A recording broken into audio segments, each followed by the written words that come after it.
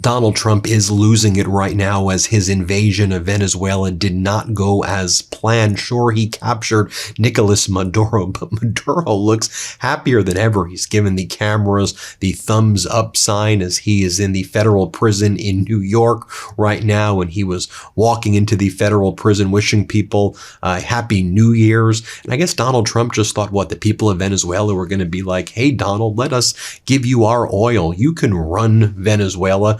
As Democratic Congress member Eric Swalwell said, I'll play this clip in a little bit. He said, Donald Trump couldn't even run a casino. You expect him to run a country like Venezuela of 28 million people? The people of Venezuela do not want Donald Trump to run or operate Venezuela or occupy Venezuela. We're hearing from the former vice president, now the interim president of Venezuela, Delcy Rodriguez, and she's saying that she absolutely does not want Donald Trump to be occupying Venezuela. She says there's only one true leader of Venezuela, and that's Maduro. Also, the governors of the various regions loyal to Maduro, at least as of this recording, show no signs of surrendering or just handing over Venezuelan oil to Donald Trump. At the same time, Donald Trump threw the main opposition leader, Maria Corina Machado, under the bus. I mean, people expected that she was going to be the person who would be installed as the new leader of Venezuela. She was the main opposition leader. She won the Nobel Peace Prize. I mean, she's someone who's supported by the Europeans, the Canadians, Australians, and others as a pro-democracy voice. That's, at least, I'm just letting you know how they describe her. There are people who describe her differently, but I think she expected that she would be the new leader of Venezuela. But Donald Trump says the people of Venezuela do not respect Maria Corina Machado. He goes, she's a nice lady, but she doesn't have what it takes to actually rule and lead Venezuela. Trump says that he wants to be the one ruling Venezuela and occupying it for some uncertain period of time in order to take their oil away and give it to the American oil companies. I mean, I just think that Donald Trump probably cut some deal with Putin and Xi Jinping that he would take the Western Hemisphere and Xi Jinping can have Asia and Putin can take all of Europe, and they would just share the spoils of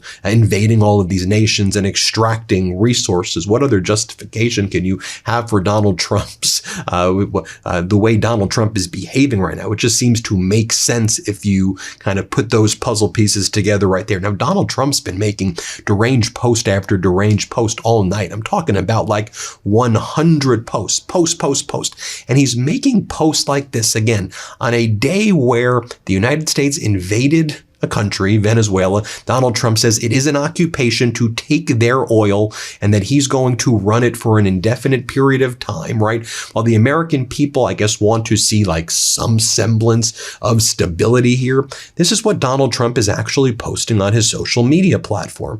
Donald Trump says the CIA overthrew the 2020 election, and that's why he lost in 2020. This is a real post that Donald Trump made. Donald Trump reposts an account that says the Central Intelligence Agency toppled the United States government on November 3rd, 2020, live on national TV. And Donald Trump says 2.7 million Trump votes were deleted by Dominion. In 2026, as Donald Trump invades Venezuela, Donald Trump is saying the CIA overthrew the 2020 election. This is what a deranged maniac he is. Donald Trump also says that he is sending yet another warning to Nigeria after invading Venezuela. He says that the Nigerian government better move fast and stop killing the Christians, or Donald Trump says he's going to come into your country, Nigeria, guns a-blazing. That's the video that Donald Trump put out, that he's going into Nigeria, guns a-blazing, he says. First, let me be very clear. The Nigerian government is not persecuting Christians the same way Donald Trump claims the South African government is engaged in a genocide of white people in South Africa. Donald Trump is using this as a pretext to try to invade Nigeria. He's already bombed an area of Nigeria and claimed that he was attacking ISIS there, which he previously claimed he totally dismantled, but he said he had to attack it because they're going after the the Christians. The terrorism that does exist in Nigeria impacts Muslims more than it does Christians, and Nigeria is more tribal than religious based in any event. But what Donald Trump is doing, let's be clear, who has the largest oil reserves right now basically in the world other than Venezuela, which Donald Trump invaded and wants to take that oil for the oil companies? Nigeria. Nigeria also has massive lithium deposits, which it has deals with China over. So that's what this is all about. It's about invading and taking the rare earth elements, and that's what Donald Trump is doing. So just think about it. In the past 24 hours, Donald Trump has now also threatened to invade Nigeria, Mexico, Colombia, Cuba. Oh, and Donald Trump has made social media posts from the Trump War Room account with a cartoon that says the Don Roe Doctrine, and it is a cartoon image of Donald Trump. This is what Trump posted, an image of Donald Trump stepping on South America, Central America, North America, Canada, and Alaska with his foot kind of in the area of Northwest Canada, basically saying that he's going to be taking over this territory. He's calling it the Don Roe Doctrine, and he repeated that during his speech. He goes, the Don Roe Doctrine is that he's going to use American power to dominate the Western Hemisphere. And I've talked about spheres of influence before, that Trump is saying his sphere of influence for the United States is the Western Hemisphere. It must dominate the Western Hemisphere. That Russia can basically take all of Europe and China can take all of Asia. That's how Donald Trump views the world. It is very, very dangerous, but it's important that you understand what his demented perspective is and how that will move us closer to a world war if we aren't already in a cold or medium heated world war right now. Donald Trump is also making posts like this. He's accusing Governor Walz, I should say defaming Governor Walz of Minnesota, of assassinating Melissa Hortman, the former Speaker of the House who was assassinated by that MAGA guy over the summer. Remember, Melissa Hortman and her husband were murdered brutally by that masked MAGA person. Remember that went down? Donald Trump is posting a video that said, did Tim Walz have Melissa Hortman assassinated? And this deranged videos like, oh, she was exposing fraud in Minnesota, so Governor Walz was the one who actually had her killed. This is what Donald Trump is posting. The CIA overthrow the 2020 election, the Don Roe Doctrine. He's accusing Governor Walz and defaming Governor Walz of murdering Melissa Hortman. I mean, how utterly despicable. But let's not forget what also was supposed to take place today. What was supposed to take place was that the Epstein files, the DOJ was supposed to prepare a report outlining if they made redactions to the Epstein files.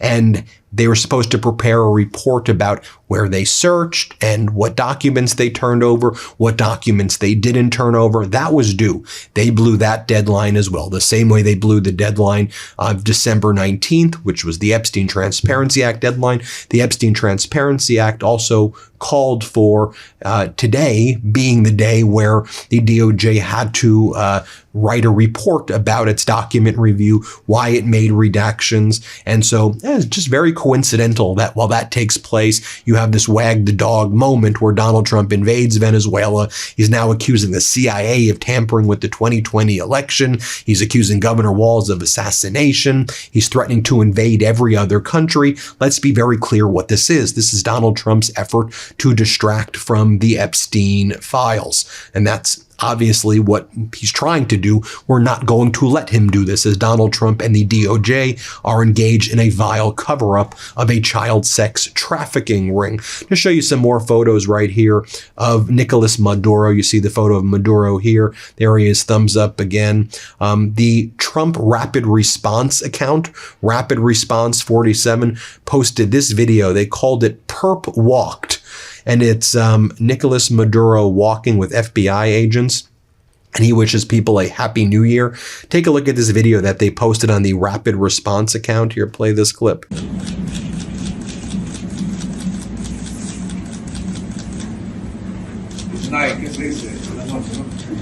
Night. Happy New Year. We're also getting this data in, folks, as well. This is the latest YouGov poll, support for the U.S. running Venezuela, occupying Venezuela.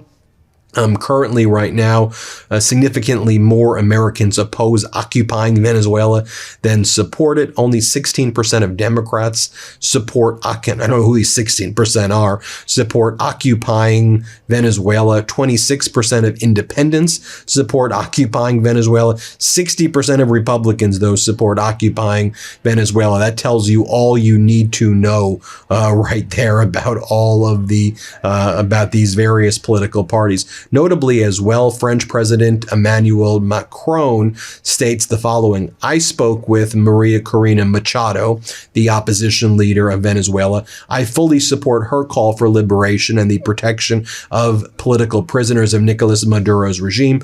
Like all Venezuelans, she can count on France's support to raise her voice in favor of a peaceful democratic transition. Notably as well, Jim Scudo reports, sources in the Venezuela opposition tell me that the opposition has been in touch with governments across the world following the arrest of Nicolas Maduro.